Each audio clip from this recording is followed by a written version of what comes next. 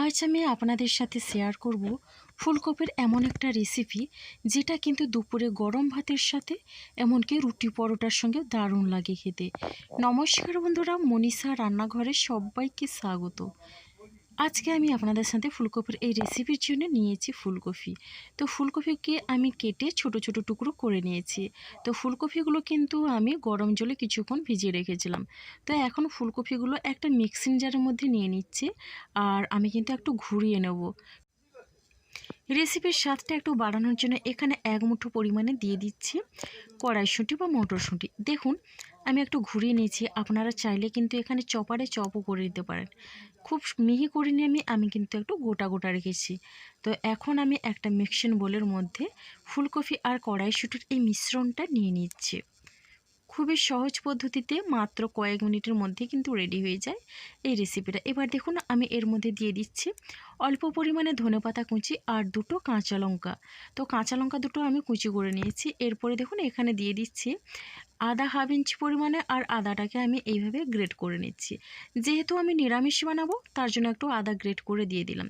ভীষণই টেস্টি হয় নিরামিষ এই ফুলকপির ধোকার রেসিপি, এটা কিন্তু ধোকাও বলতে পারেন। আর এখানে আমি দিয়ে দিচ্ছি ফ্রেশ নারকেল কোড়া। তো 2 চামচ পরিমাণে আমি নারকেল কোড়া দিলাম। আর এখানে গুঁড়ো মশলার মধ্যে দিয়ে দিচ্ছি হলুদের গুঁড়ো, আর দিয়ে দিচ্ছি জিরের গুঁড়ো, আর দিচ্ছি ধনে গুঁড়ো, আর এখন এখানে দিয়ে দিচ্ছি গোটা জিরে। তো এরপরে আমি এখানে দিয়ে দিচ্ছি গরম মশলা গুঁড়ো। এরকম ছোট চামচের 1 চামচ পরিমাণে সব কিছু কিন্তু আমি দিলাম। এখন আমি এখানে দিয়ে দিচ্ছি দেখুন বেসন। এইরকম বড় চামচের 1.5 চামচ পরিমাণে আমি প্রথমে বেসনটা দিয়ে দিলাম।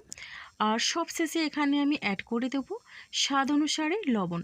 সব কিছুর পরিমাণ অনুযায়ী কিন্তু আমি লবণটা লাস্টে দিলাম। দেখুন এখন আমি এই সব উপকরণগুলো দিয়ে বেশ ভালোভাবেই আমি মিশিয়ে নিচ্ছি। আর হ্যাঁ, এটা কিন্তু চেষ্টা করতে হবে হাত দিয়ে মিশিয়ে নেওয়ার জন্য, তাহলে কিন্তু সবটার সঙ্গে বেশ সুন্দরভাবেই মেশে।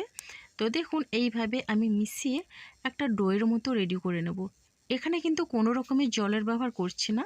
তো এখন দেখুন সুন্দরভাবে এখানে আমার মেশানো হয়ে গেছে। আর এইখান থেকে কিন্তু আমি ছোট ছোট লেচির মতো করে প্রথমে কেটে নিচ্ছি। তো এই ডোটা থেকে লেচি কেটে নিয়ে আমি হাতের তালু দিয়ে এইভাবে গোল গোল করে নিলাম, আর গোল করে এইভাবে 2 হাতের তালু দিয়ে একটু চ্যাপ্টা করে নেব। এখানে কিন্তু আপনারা যে কোনো শেপে এই ফুলকপির বড়াগুলো বানিয়ে নিতে পারেন। তো দেখুন আমি এইভাবে গোল চ্যাপ্টা শেপ করে নিলাম। কতটা কিউট লাগছে দেখতে না? একই রকমভাবে কিন্তু আমি এখানে সবগুলো বানিয়ে নেব। বানানো কিন্তু খুবই সহজ আর খেতে লাগে অসাধারণ। ফুলকপির এই রেসিপিটা কিন্তু যে কেউ একবার দেখার পরে খুব সহজেই বানিয়ে নিতে পারবে। ফুলকপির একঘেয়ে রেসিপি যখন ভালো না লাগে তখন কিন্তু এটা একবার হলেও ট্রাই করতে পারেন।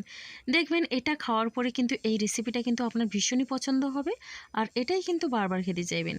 তো দেখুন বন্ধুরা, এখন কিন্তু আমার সবগুলো এখানে রেডি হয়ে গেছে। আর এগুলো কিন্তু আমি বড়ার মতো করে ভেজে নেব। আর চাইলে আপনারা কিন্তু এগুলো ভেজে সন্ধ্যের স্ন্যাক্সেও খেতে পারেন। তো এগুলো ভেজে নেওয়ার জন্য কিন্তু আমি কড়াইয়ের মধ্যে দিয়ে দিচ্ছি 4 চামচের মতো সর্ষের তেল। পুরো রান্নাটাই সর্ষের তেলেই করব। আর আমি দেখুন তেলটাকে বেশ ভালোভাবে গরম করে নিয়ে একটা করে কিন্তু আমি এই বড়াগুলো দিয়ে দিলাম। দেখুন আমি এখানে প্রথমে 4টে ভেজে নিচ্ছি। তো এইভাবে আমি সর্ষের তেল দিয়ে ভেজে নেব। আপনারা চাইলে কিন্তু সাদা তেলে রান্না করতে পারেন। তো ভাজা হতে থাক ততক্ষণে একটা মশলা করে নিই। তো তার জন্য এখানে আমি 1 ইঞ্চি পরিমাণে আদা, 2টো কাঁচা লঙ্কা আর একটা টমেটো নিয়েছি। এবার আমি এর একটা মিহি পেস্ট করে নিয়েছি। এখানে দেখুন আমি বড়াগুলো কিন্তু উল্টে নিচ্ছি। এবার উল্টে পাল্টে লাল লাল করে ভেজে নেব।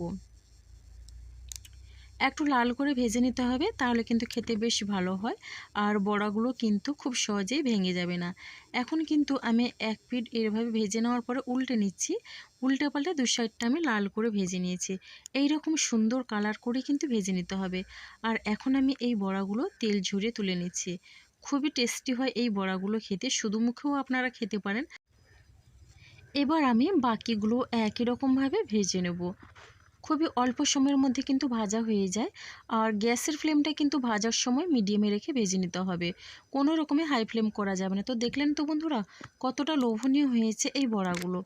তো এরপরে বড়াগুলো ভেজে নেওয়ার পরে কড়াইয়ের মধ্যে ওই তেলের মধ্যে আরও 2 চামচের মতো দিয়ে দিলাম সর্ষের তেল। এবার এখানে ফোড়নে একটা শুকনো লঙ্কা, একটা তেজপাতা আর গোটা গরম মশলা 1/2 চামচ পরিমাণে গোটা জিরে দিয়ে দিলাম। একটু নাড়াচাড়া করে নিলাম, সুন্দর মিষ্টি একটা গন্ধ বেরিয়েছে। তো এখন আমি এখানে দিয়ে দিচ্ছি হিং, খুবই সামান্য পরিমাণে হিং দিয়ে দিচ্ছি। যেহেতু নিরামিষ রেসিপি একটু হিং দিলে কিন্তু ভীষণই ভালো লাগে খেতে। তো এখন আমি হিংটা দেওয়ার পরে আবার একটু নাড়াচাড়া করে নিচ্ছি। আর এখানে দিয়ে দিচ্ছি 2টো কাঁচা লঙ্কা চেরা। তো আমি কিন্তু আজকের এই রান্নাটা কাঁচা লঙ্কার ঝালেই কিন্তু রান্না করে নেব। এখানে কিন্তু কোনো রকমে আমি গুঁড়ো ঝাল লঙ্কার ব্যবহার করছি না। এরপরে দেখুন বেটে রাখা মশলাটা দিয়ে দিলাম। আর মশলাটা দিয়ে এইভাবে একটু নাড়াচাড়া করে নিচ্ছি। গ্যাসের ফ্লেমটা কিন্তু আমি মিডিয়ামে রেখেছি। দেখুন বন্ধুরা, এখন কিন্তু মশলাটা একটু নাড়াচাড়া করে নেওয়ার পরে এখানে আমি কিছু মশলা অ্যাড করব, গুঁড়ো মশলা। তো প্রথমে আমি দিয়ে দিলাম হলুদের গুঁড়ো, আর দিয়ে দিচ্ছি এরকম ছোটো চামচের 1 চামচ পরিমাণে কাশ্মীরি লাল লঙ্কার গুঁড়ো, আর দিয়ে দিলাম এখানে ধনে গুঁড়ো, আর দিচ্ছি জিরে গুঁড়ো। একই পরিমাপে আমি সব গুঁড়ো মশলাই দিলাম। তবে এখানে কিন্তু আমি কাশ্মীরি লাল লঙ্কাটা ব্যবহার করেছি কালারের জন্য, একটু সুন্দর কালার আসে আর খেতেও ভালো লাগে আর দেখতেও ভালো লাগে।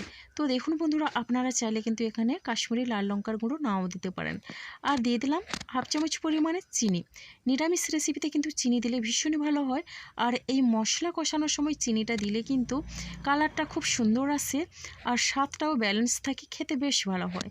তো মশলাটা আমি কিছুক্ষণ কষিয়ে নেওয়ার পরে এখানে আমি দিয়ে দিচ্ছি ওই মিক্সিং জারটা দিয়ে অল্প পরিমাণে জল, আর জলটা দিয়েও মশলাটা কষাতে থাকবো যতক্ষণ না মশলাটার কাঁচা গন্ধ চলে যায়। এখন আমি ঢাকনা দিয়ে 1-1.5 মিনিটের মতো মশলাটা কষিয়ে নিচ্ছি। মশলা থেকে কিন্তু সুন্দরভাবে তেল ছেড়েছে আর ভীষণ সুন্দর একটা কালার এসছে। এখন আমি বেশ ভালোভাবে মশলাটা আরও 1-1.5 মিনিটের মতো কষিয়ে নেব। মশলা যত ভালোভাবে কষানো হবে রেসিপির স্বাদটা কিন্তু ভালো হয়। আর এখানে আমি পরিমাণ মতো জল দিলাম, তবে একটু জলটা বেশি দিতে হবে।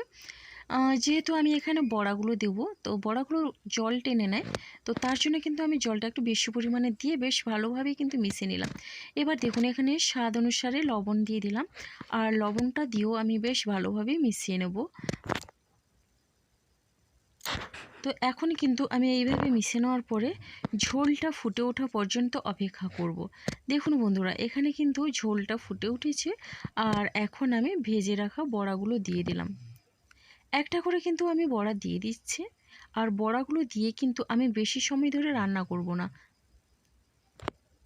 তো দেখুন প্রত্যেকটা বড়া কিন্তু আমি এখানে দিয়ে দিলাম, আর দেওয়ার পরে একটু আমি এইভাবে খুন্তি দিয়ে মিশিয়ে নিচ্ছি। এরপরে দেখুন আমি প্রথমেই ঢাকনা দিয়ে এখানে মিনিট 4 মতো রান্না করে নেব। হাই ফ্লেমে রান্না করে নিয়েছি মিনিট 4 মতো। এবার দেখুন আমি একটু নাড়াচাড়া করে নিয়েছি, খেয়াল রাখতে হবে বড়াগুলো যেন ভেঙে না যায়। এরপরে দেখুন এখানে আমি দিয়ে দিচ্ছি ঘি। আমার রান্নাটা কিন্তু হয়ে গেছে। তো ঢাকনাটা খুলে মিনিট 4 পরে আমি এখানে কিন্তু আরও 2-3 মিনিটের মতো রান্না করে নিয়েছি। তারপরে আমি ঘি দিয়ে দিলাম নামানোর আগে, আর দিয়ে দিচ্ছি ভাজা গরম মশলা গুঁড়ো। তো এই গরম মশলা গুঁড়ো কিন্তু আমার বাড়িতেই বানানো। তো যাই হোক, গরম মশলা গুঁড়ো আর ঘি না দিলে কিন্তু রান্নাটা অসম্পূর্ণ। তো এখন আমি এখানে দিয়ে দিচ্ছি খুবই সামান্য পরিমাণে ধনেপাতা কুচি। এখন ঢাকনা দিয়ে স্ট্যান্ডিং টাইমের জন্য আমি রেখে দিলাম 5 মিনিট। তো 5 মিনিট পরে দেখুন বন্ধুরা ভীষণ সুন্দর একটা কালার এসছে আর দারুণ একটা গন্ধ বেরিয়েছে। এই গন্ধেই কিন্তু আপনি সব ভাত খেয়ে নিতে পারবেন, এতটাই ভালো লাগে। তো দেখুন পরিবেশনের জন্য কিন্তু একেবারে রেডি। কতটা লোভনীয় হয়েছে দেখেই বুঝতে পারছেন। তো রেসিপিটা ভালো লাগলে অবশ্যই লাইক, শেয়ার, কমেন্ট এবং সাবস্ক্রাইব করে আপনারা আমার পাশে থাকবেন। তো আপনাদের একটা কমেন্ট কিন্তু আমাকে অনেকটা উৎসাহ দেয় নতুন নতুন রেসিপি বানানোর জন্যে। তো বন্ধুরা দেখলেন তো খুব সহজেই রান্নাটা হয়ে গেল। তাহলে আজকের রেসিপিটা আমার এই পর্যন্ত। আগামীকাল আসবো আবার একটা নতুন রেসিপি নিয়ে। আপনার সবাই সুস্থ থাকুন, ভালো থাকুন।